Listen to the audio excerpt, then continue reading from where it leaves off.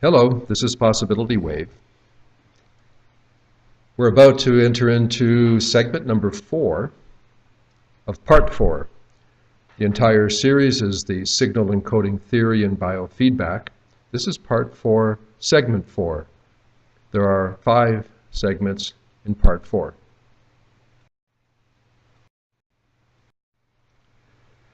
As you know, this presentation is in 4 parts, and we're focusing here on part 4, the information encoding of signals. Part 4 is exploring the use of pure information processes in the creation of information codes. Let's continue. This is part 4, segment 4. You will recall, and I am assuming that you're following this presentation in sequence, that in the previous part, the previous segment, segment number 3, that we had quite a good look at symbols, amongst other things, and more specifically, what we call natural symbols. Here we're going to be having a deep look at assigned symbols.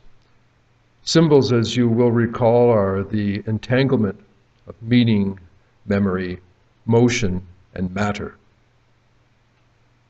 Meaning, memory, motion, and matter. And that natural symbols self-develop, self-emerge. You could say they come out of nature. They come out of the creation process in general. Assigned symbols are a bit different. They function in the same way, more or less, once they're established, but they have to be developed in relation to the consciousness of beings, in our case, human beings. Assigned symbols develop from the repeated and reinforced conscious usage. Repeated and reinforced. The more times that an assigned symbol is used, the stronger it becomes. You could say it, bit by bit, will cross some threshold, and at a certain point it has a life of its own. This is a development that can take the appearance of time, and of course the more individuals involved in the creation of assigned symbols, the more rapidly and the more significantly this impression will be created. So there's a kind of a movement, an evolution, a growth from meaningless to meaningful.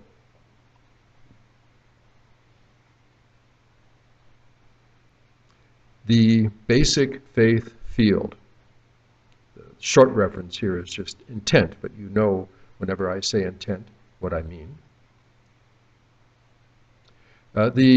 The nature of the intent and the intensity of the use, they all have a very direct effect on the information element of the assigned symbol.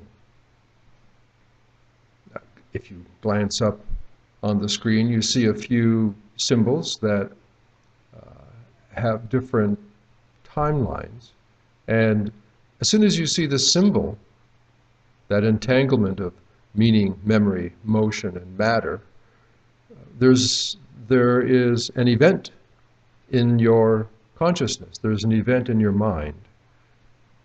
And you could say it's reduced to a psychological behavioristic conditioning, which is all true, but it's not limited to that. Assigned symbols. You know, the I field, the possibility wave term for the information field, it's not just a simple storage domain for information. There are lots of ways of encountering this idea, this principle.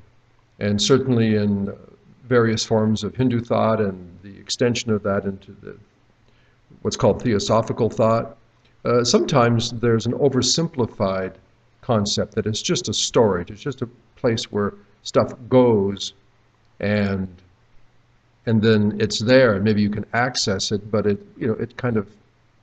like a one-way process.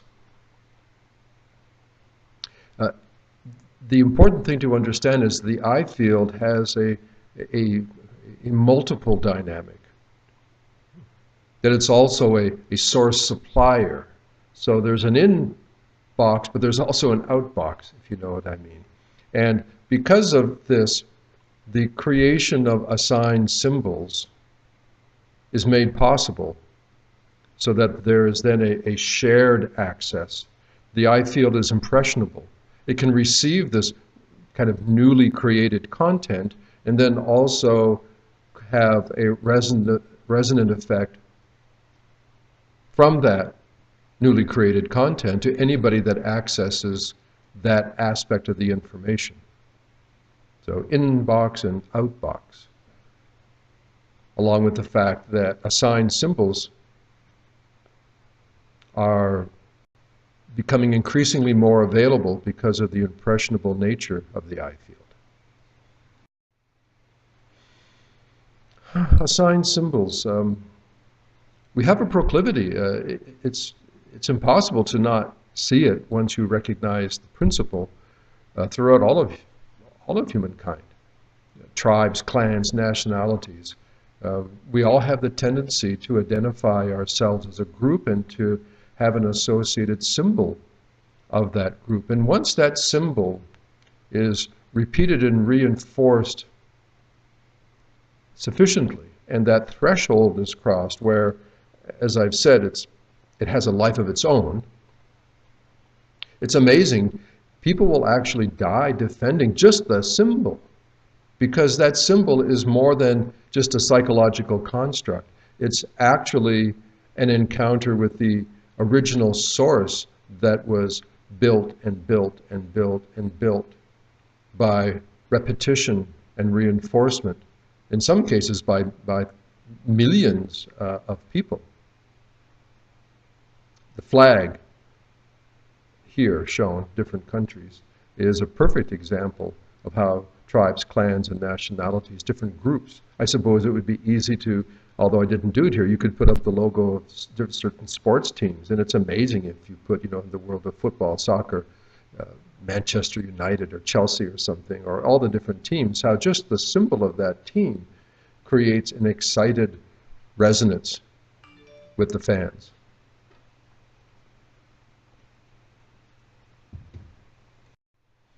Language. We talked about the seed syllable concept, where aspects of language are built upon natural symbols. But so much of language is the collection and accumulation of assigned symbols. All languages basically are composed of assigned symbols. And the words in that language, they grow in power, especially when they're repeatedly associated with the basic faith field. So you can have sort of, random words that are evolving in, that are functional, but then you have really important words that are fortified by the basic faith field. And those words especially become increasingly more important to the point where they do develop a life of their own.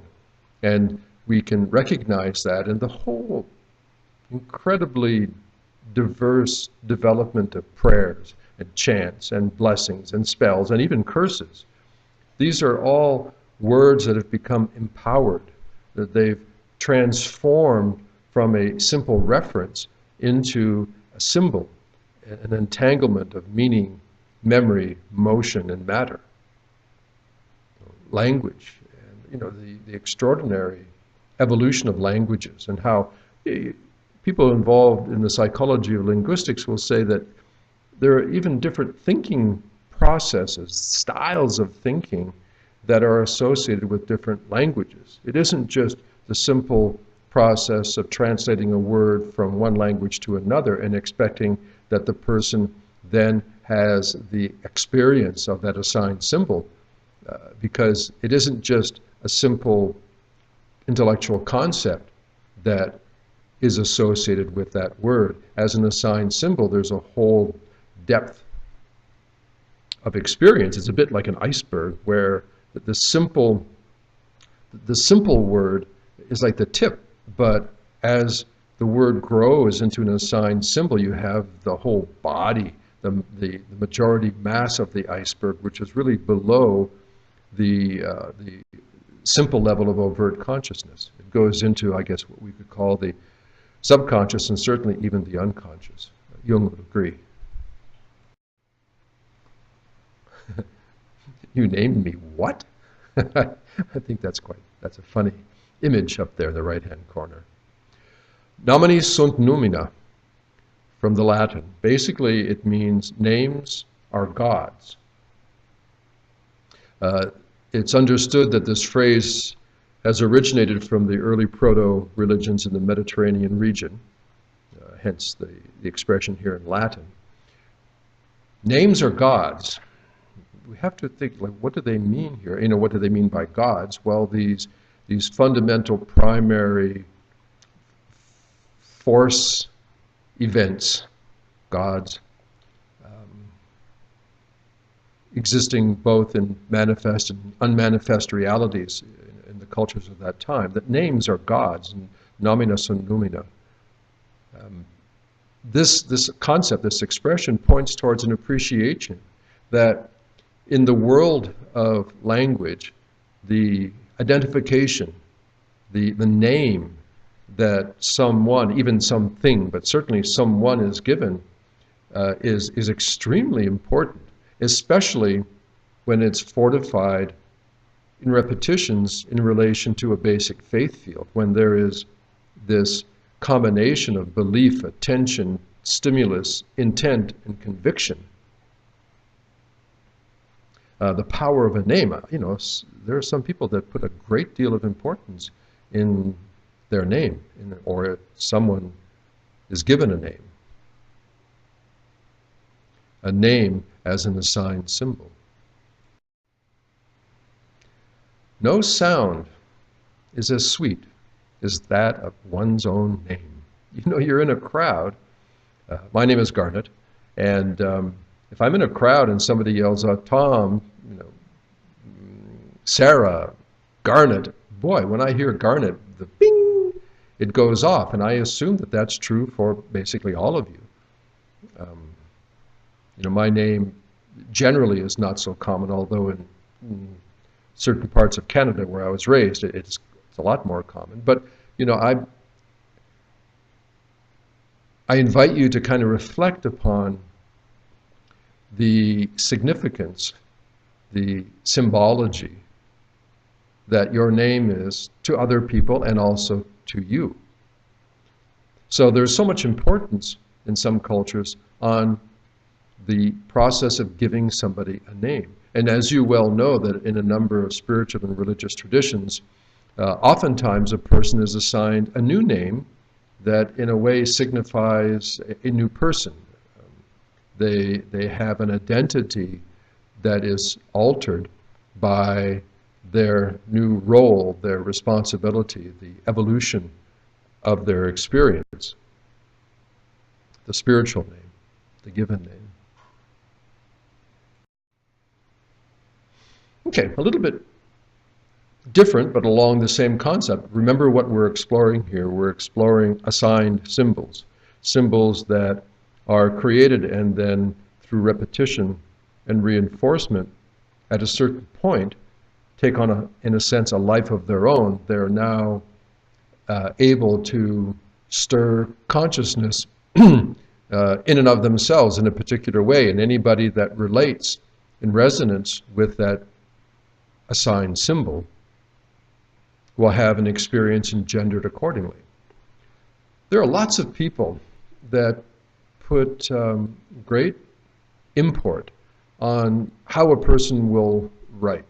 And, you know, my native language is English combined with a few of the others, French and so on. And the way that we write, cursive writing or printing, is analyzed by an awful lot of people that believe that just the way you write holds tremendous information. But even more importantly than that, I guess we can't forget, for example, Chinese characters, which are symbolic in nature from the very beginning. It's a fascinating style of writing that I only know a little bit about. But in this case, the way that you sign your name, so that's a combination of your name and the way that you would physically, mechanically express it in writing. So the signature, somebody's signature, the signature of their name, is thought to be a remarkably potent symbol that evolves in its creation, and especially when associated with the power of the basic faith field, when you reflect upon yourself.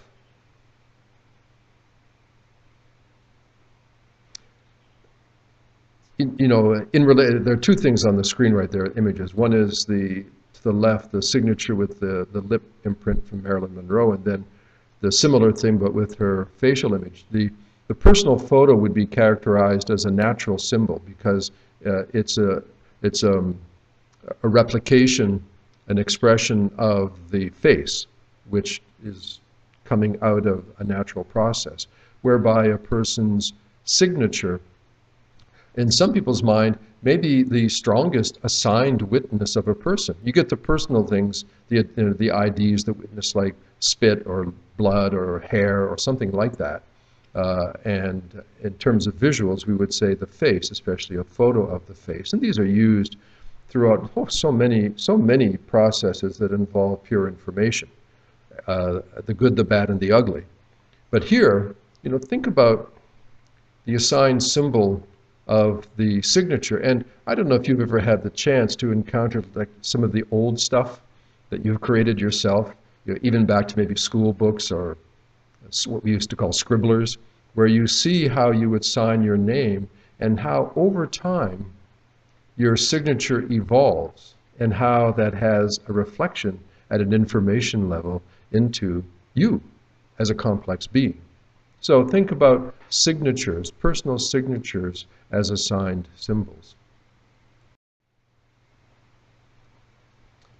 Continuing along, this is a little bit more complex, I would say. Some of you, I believe, are well aware of the work of Rupert Sheldrake and others along similar lines of thought. The concept of morphic fields, that there is a development process. And in a way, the morphic field straddles the realm between a natural symbol and an assigned symbol. And in this presentation, I'm wanting to keep it clear and basic as a reference without getting too far off into any depth exploration. But here, this is a very stimulating, provocative principle that Sheldrake is recognizing and trying to clarify and promote. He gets tremendous resistance, mostly from the materialists, the scientific materialists. They really have bad things to say.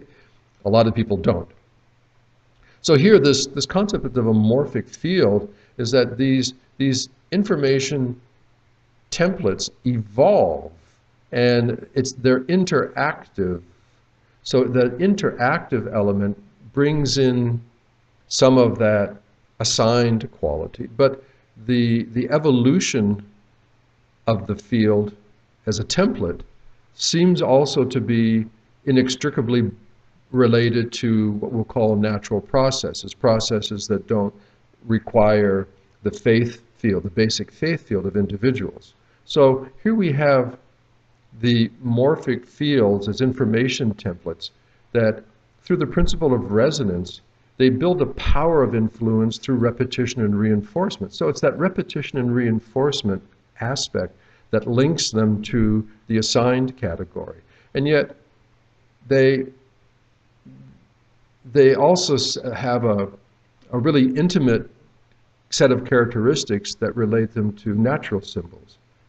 So maybe it's the idea that there's some kind of transformation process where the assigned symbols over long periods of time transform into natural symbols, but they've also always had the seed of the natural to begin with.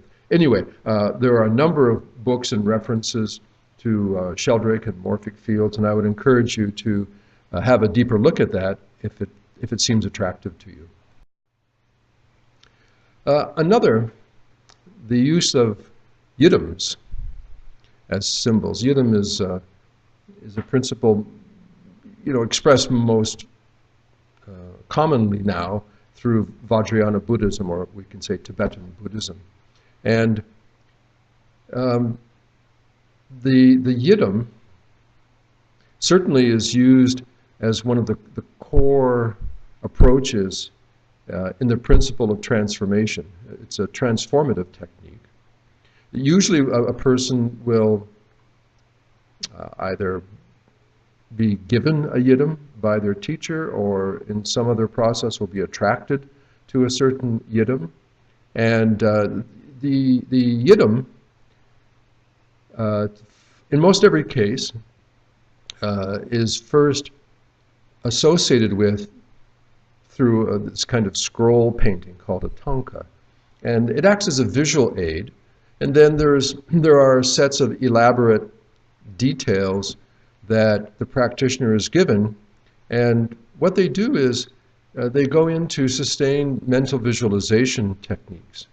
They utilize their imagination or creative thought, and by continually associated themselves in consciousness with the qualities and characteristics of the yidam, it allows, it guides and influences a transformative change in their own sense of their persona. Because in a way we all have our own yidam. It's called me.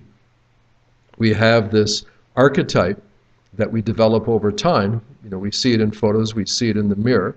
It's this thing that we call me. There are so many really precious and fascinating aspects to tantric practice, with the realization that all of experience, all the different aspects of consciousness, all the elements in our sensorium are all highly useful in the experience of awakening.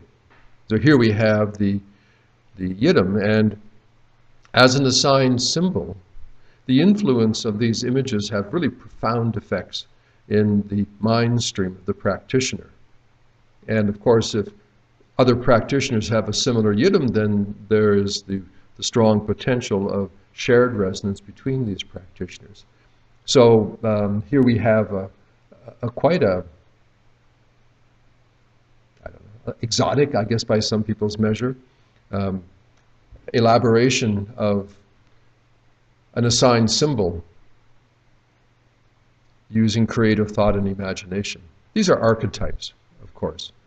Whether, the question, well, do these beings, are they real or not? I guess the best response that you have encountered earlier, far earlier in this presentation, the instruction I was given by my teacher, that they are equally real and unreal.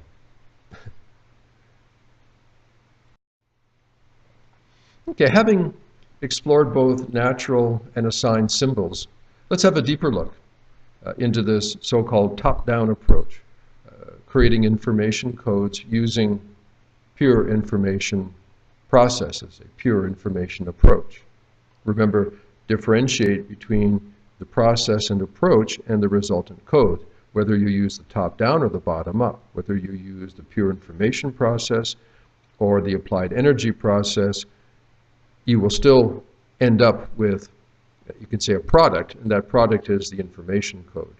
And we're still in that non-biofeedback world, so don't be surprised if we move into different aspects of things.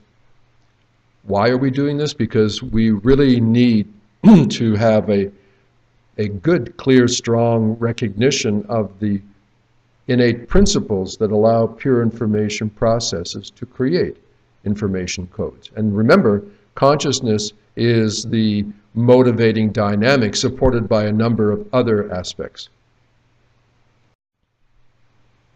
Let's look first of all at the Tibetan prayer wheel. It's basically kind of famous, meaning that so many people around the world have seen images or encountered it in some fashion. I don't know what everybody's reaction and response is to it, but certainly you get the basic idea. I'd like to explore the design and the methodology of a Tibetan prayer wheel, and in this way have better understandings about the pure information approach to encoding. Remember, even though it's not a biofeedback application, the design elements are consistent. Once you create the information code, how you use it is another consideration. Information coded biofeedback, of course, uses it in relation to the biofeedback concept. Okay, here, the role of consciousness in the creation and use, both the creation and use, the design, fabrication, and use of a prayer wheel is fundamental. The basic faith field, more than diffuse consciousness, more than just the principle of consciousness or the vast domain of consciousness, because as we know, awareness can modulate into innumerable aspects, innumerable types or variations of consciousness. So just to say consciousness in general is true, but too vague. And here I've attempted to narrow it into the basic faith field principle. Remembering that BASIC as an acronym is a very clarified appreciation of your belief system, and being able, for attention, to then rest in a sustained sense of attention without constraint, without attention, that ability to be there in it. And then S for stimulus, maybe motivation is a little bit easier to understand, but that's the why are you doing it? And then I for intention is the what. And we all talk about intention so much, but intention without the full construct of the basic faith field is not going to cut it. I'm offering the opinion that it's going to create disappointment. You're going to think, well, it isn't really happening. It's not real. It's not effective. Well, because the intention requires these other elements, these other aspects. And then the last one, C for conviction, that's what holds everything in place as it goes through the sometimes uneven process of effectiveness and maybe some aspect of manifestation that you may or may not expect. And when you look at this construct, the B.A.S.I.C, it's actually circular because the conviction brings you right back to the belief again. And what you find is this circular construct of reinforcement. So this is true in all cases with the pure information process, and is obviously also true here in the creation and use, the design, fabrication, and use of a Tibetan prayer wheel. It spins, right? It turns. And this is linked to a profound understanding. And you can recognize this even in the visualization or creative thought or imagination techniques so prevalent in tantric practices. Because the yogi will envision or imagine. Remember, it's not imaginary in the sense that it's non-existent and diluted. It's a creative thought process. What they see is they see the mantras revolving around the nadis, the energy channels, and revolving around the chakras, and in the techniques, most especially at the crown and the heart. That what they see is they see the mantra in written form, or either glowing letters or letters of light or whatever, and they're spinning or revolving around and around the nadis of the chakras. So the prayer wheel is a physical extension of that process that occurs in consciousness. You think, well, what's the big deal? What's this spinning, turning, revolving thing all about? We will have a look at that. First, look a little bit more at the physical characteristics. At the core of the prayer wheel, kind of the axis, what you find typically are papers that are wrapped around and around and around, many, many, many, many layers. And if you were to take one of these, what you'd see is on on each paper, the mantras are written. The symbols of the mantras are written. And of course, they're not just written by somebody who's, I don't know, checking Facebook or watching the football game at the same time. They are ritually or ceremoniously written, involving the faith field. So you could say each one of these written papers with the mantras are blessed, perhaps you could say. And what we have is we have this written mantra prepared by the faith field, wrapped round and round and round and round and round this thing. And even the outer casing, in most every case, of the prayer wheel is embossed or engraved with the symbols of the mantra.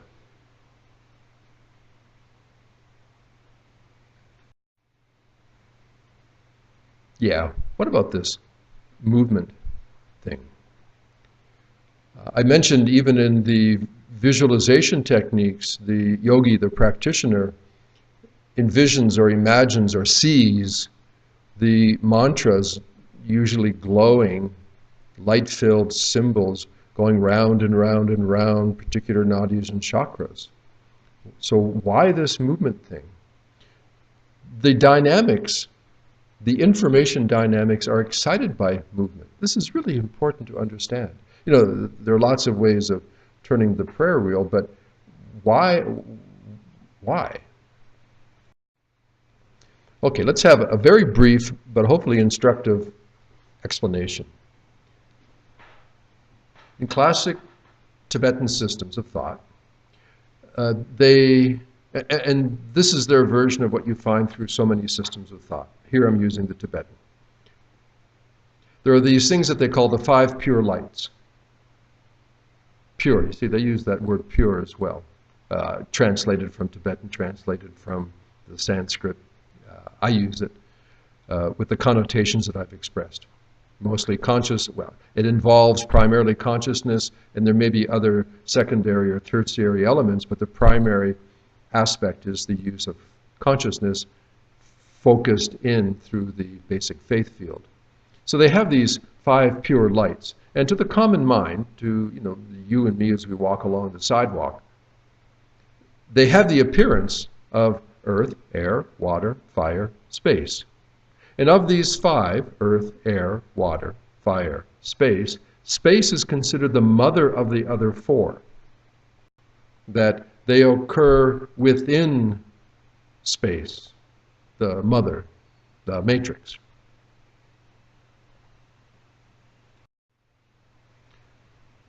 What appears to the common mind and the common senses as 3-dimensional space, because you say that they're the 5 things and space is the big deal, it's the mother of the other 4. Well, what do you mean space? Well, what seems to us to be 3D space, right now the distance between my face and the microphone and the keyboard and the screen and the window and the stream and the trees and the sky, this phenomena that we label, we experience in what we call 3D space, it's actually the field of consciousness. Wow, wait a minute. What? Yeah. It's actually consciousness. But in our common mind and with our common senses, what we're getting, we're interpreting to what we would call 3-dimensional space. With 3-dimensional space, there is this sense of place, right? Space, 3D space, allows this thing called place. Where you are in space is the place. It's the location, like longitude and latitude. Or I'm in the chair, the desk is in front of me, and the window's in front of the desk. In actuality, place or location is a particular state of mind.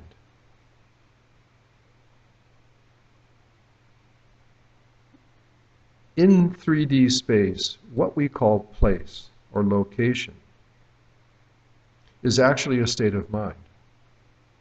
That's why working with non-local processes, we discussed that way back in one of the early parts, local and non-local. The whole issue of the mystery of particle entanglement, where distance seems to play no role. The fact that information doesn't travel, it simply manifests.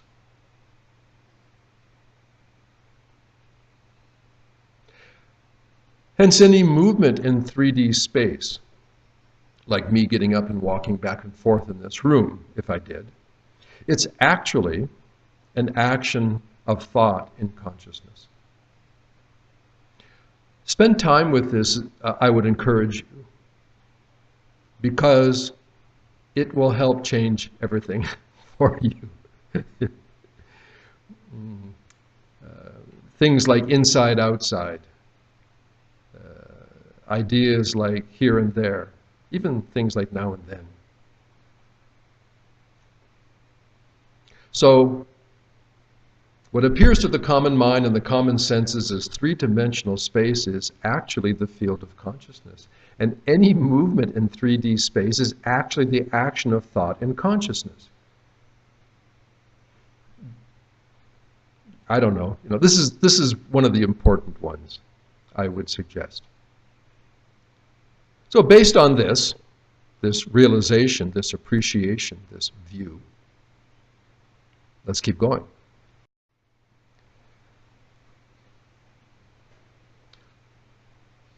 Prayer wheels are made to move.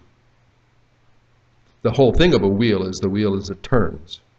So what's really charming about the development of the prayer wheel in Himalayan culture is that it doesn't need to be just turned physically by the person holding a prayer wheel and spinning it, or walking along and turning one that is on a larger pedestal or axis, which is quite frequently done at temples in many places. But there are also these prayer wheels that are activated by natural forces. Here I'm listing a few, but I have to say the first time, well, it wasn't really the first time, but a momentous time for me. It was so exciting and sweet and charming. I had the good chance to be in Bhutan, and quite far into eastern Bhutan, way off the tourist circuit. I had a wonderful, fortunate privilege to be able to travel more freely. And in an area that's, it seemed like nobody had ever been there, I would say, which is not true, but it seemed like that. I mean, really, in a remote, wild place. There was this small stream, and in this small stream, coming down the mountainside, there had been constructed a prayer wheel, a water prayer wheel, where the movement of the water was turning the prayer wheel all the time, day and night. Slower or faster depending on the water flow. I think I'll always remember it. I certainly do to this point. Anyway, so water prayer wheels, they're turned by the running water, mostly in streams. And there are a couple things about this. You know more about how the prayer wheel is designed and fabricated, whether it's big or small. The basic faith field and the mantras and so on, sometimes with additional substances and things.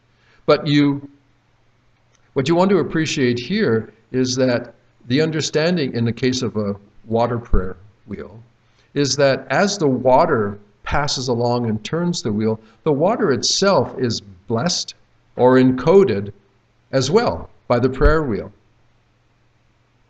That's so, I don't know. It's a real feel good for me to think about that, to witness and appreciate that.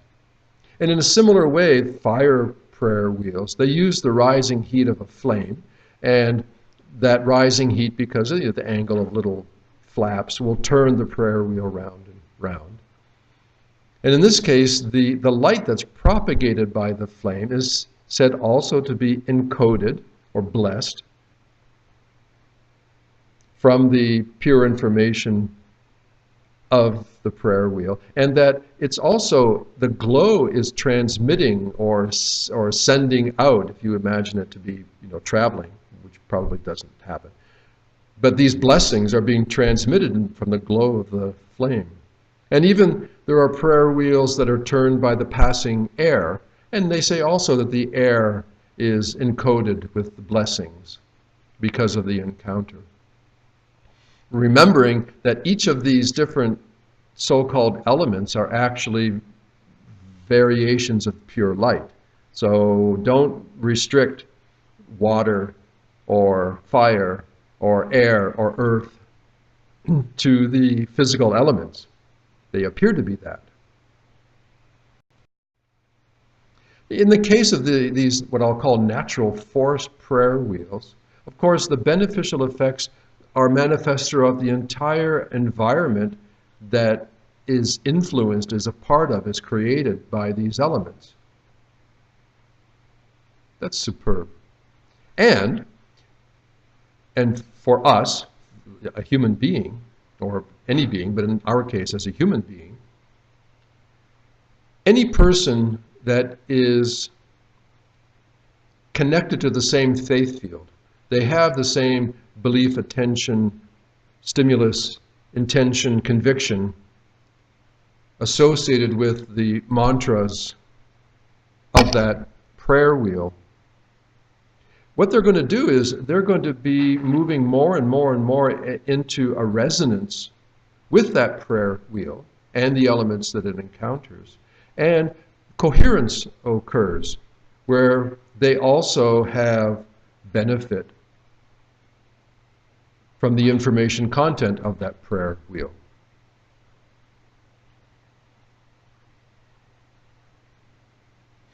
That was actually the subject of the question that I posed to my teacher, Lama Tarchin, some years ago, because I was working to appreciate the issue, the dynamics, the business, the design of prayer wheels. And I said to him, I have a question. He said, yeah. I said, listen, prayer wheels, are they real or not? And his immediate response with a kind gaze was, they are equally real and unreal. And that changed everything for me. And I hope to you. Here, I just came across this image. I thought it was really clever and kind of sweet. If you can see it on screen, that there's a smiling lady with her pet dog, and you can see that inscripted on the spokes of the wheel of her car, I assume it's her car, are the symbols, so that as she drives along, it's a spinning prayer wheel. Unusual design, but as best as I know, following the principles.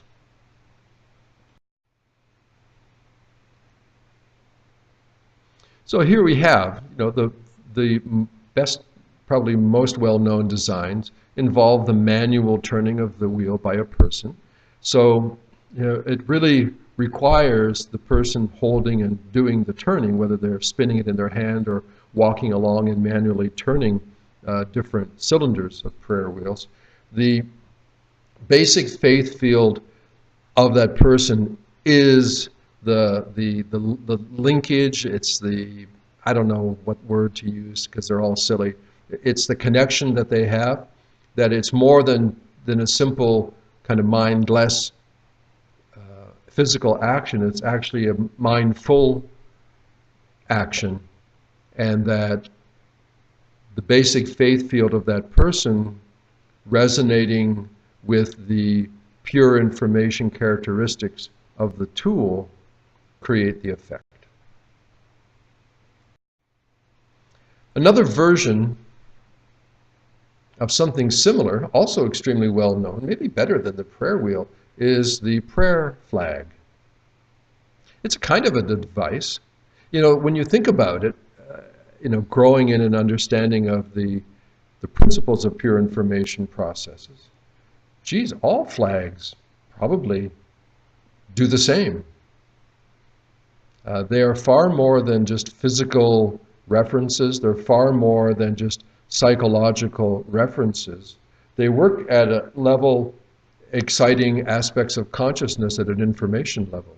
And of course, the flag moves from the air. There's that movement characteristic. So whether it's a prayer flag with these mantras guiding and blessing towards clarifying consciousness and awakening awareness, or whether it's the flag of your sports team that you're waving back and forth at the stadium, I gotta believe that all flags share similar principles and they have kind of similar effects. The basic faith field can be used to create all sorts of constructs in consciousness. And,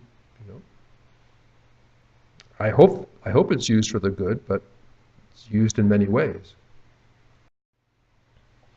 The Tibetan prayer flag, using the basic faith field process, they get blessed with symbols. These symbols are not simple in that sense, that they're, you could say, charged or infused in and with consciousness. Remember, a symbol, what's a symbol? It's an entanglement of meaning, memory, motion, and matter. They're activated, these flags, by the natural force of the wind, and of course even the air passing them is thought to be encoded or blessed, depending on language that you like. Be careful with words. And also anyone in conscious resonance with the blessed symbols is drawn into an entrainment with the intention. I'll repeat that, it's on screen, I'll just read it. Anyone in conscious resonance with the blessed symbols is drawn into an entrainment with that intention.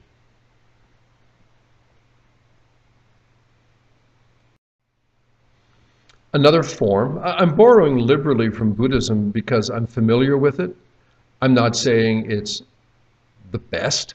I'm not saying anything other than, and I made this declaration quite a lot earlier in one of these segments, but I'm using examples that I'm familiar with. And I am positive that there are all kinds of other excellent examples, some of which I'm moderately aware of, some modestly, and some I'm not aware of at all. So if you have others that suit you, that's great. The example itself is not nearly as important as recognizing the principle.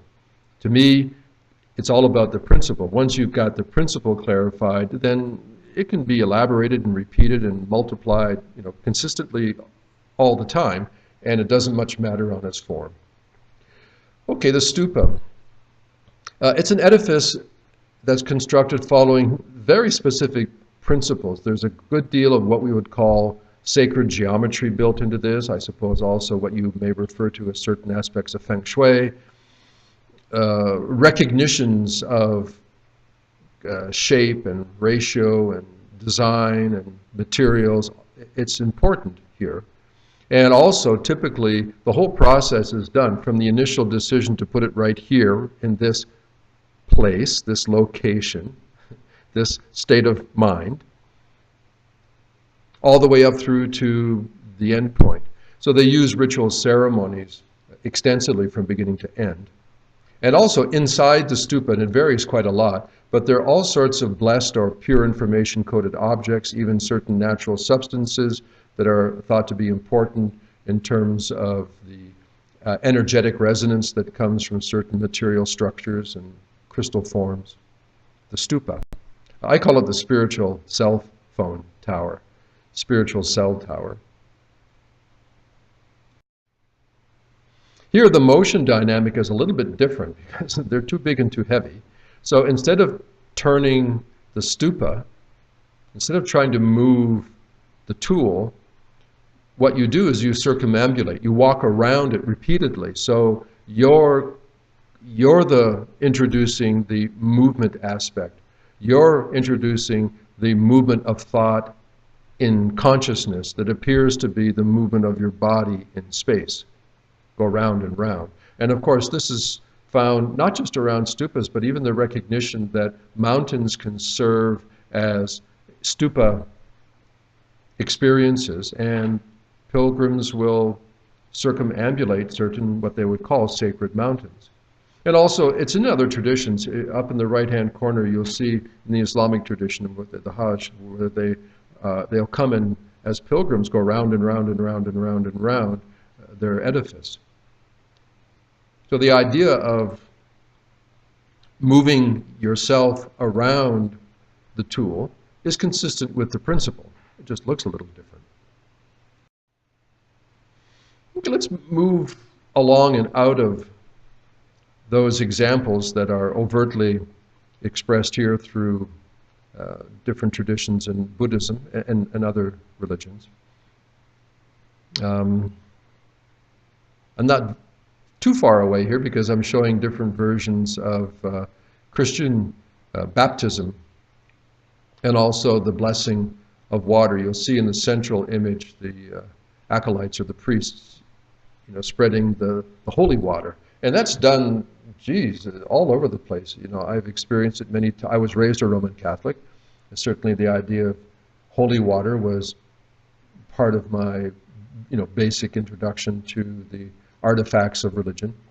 And traveling around in different cultures, lots of times you're getting blessed by water that had been encoded. I've had, several times here in Thailand. Anyway, it's all around. The idea that the molecular structure of water is capable of accepting imprinted information codes is well established historically.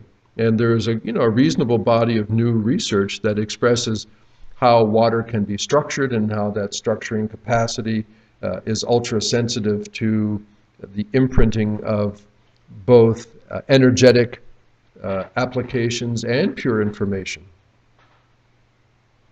So many of these spiritual traditions, they have their own versions of using the basic faith field to imprint what usually is called, blessings or messages into the water.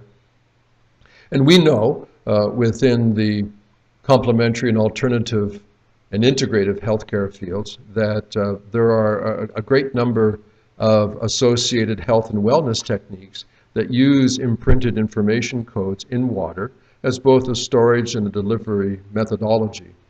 It doesn't do very well in the encoding process, but certainly you can identify the information characteristics.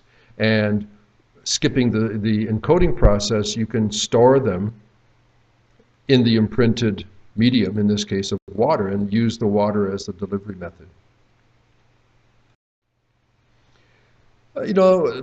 This Masaru Emoto has gained a lot of excited attention and criticism, working with imprinting water, using different types, various forms of information codes.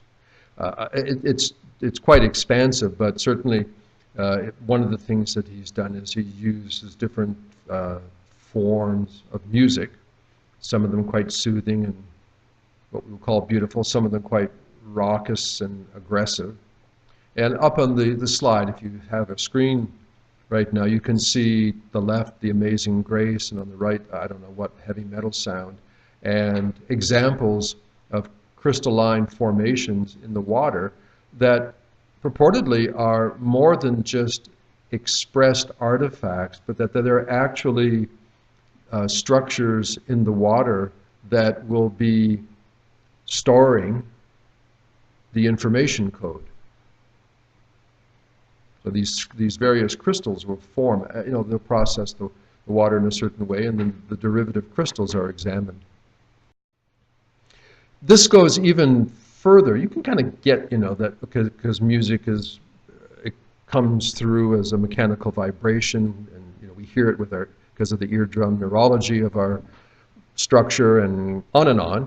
But and this is closer to our purpose here, because I guess you could say the application of music as vibration, mechanical vibration, is that's like an applied energy process, and this segment is looking at, this whole part 4 is looking at the pure information process. What he does also is he will have persons consciously, I would say hopefully with the entire basic faith field functioning, do certain prayers and create even words as symbols, and they're written kind of like the prayer wheel thing where the mantra is written on paper, and he applies it to just the container holding the water. And here up again on the slide, if you're seeing this, truth and harmony look quite beautiful, and you disgust me looks, I mean, it's grotesque. All of this makes perfect sense to any person, to me, if you explore and have a depth of appreciation, you could say at least at an axiomatic level,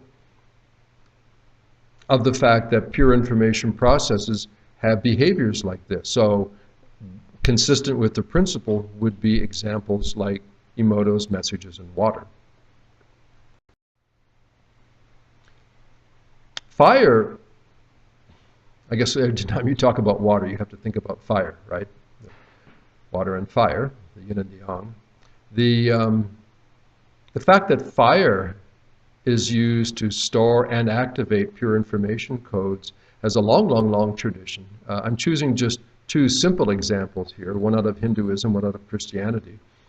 The fire puja, the fire ceremony, the whole ritual using fire has a profound significance in a number of the Hindu traditions.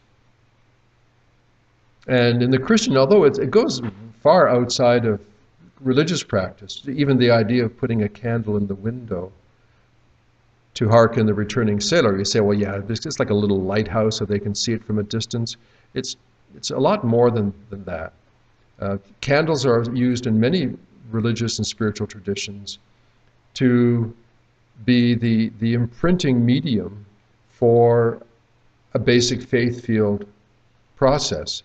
And what's thought is, as long as the candle is burning, there is a continuing transmission of that information code, and that any person in resonance with that intention, with that basic faith field, they're going to be affected. You know, I remember growing up as a young Catholic boy in a farming community, and, you know, going to the church, there was always on both sides, one in front of, I think, a statue of the Virgin Mary, and the other one in my church is in front of Joseph, a statue. And there are all of these votive candles, and geez, they were always burning, and many, many times I would go with my mother, and there would be a prayer said. I'm not sure what she was praying for, but, you know, in the challenges of life that are always there, a prayer would be said, a candle would be lit. You put a couple of, like a nickel or something in there just as a, I don't know, a little bit of respect and to help them buy more candles, I guess. And, you know, it was always, at first I was just, you know, I liked the candles. Then I became more of a skeptic, but there was always some kind of sweet, heartfelt feeling about it where at some level, in some way, I appreciated it. And now I do more than ever. A last example here, it's quite an intriguing one, is the Olympic flame. And this has been sustained as an international tradition over long, long periods. And the idea is that there is a very deep meaning, what they call the spirit of the games, that is in or held, I don't think held, but in and excited and sustained by the flames, so that through the whole games, the flames can never go out. It's introduced at the start of the games, and of course, you know, it's usually through a set of running processes, and person to person, it's brought to the game site.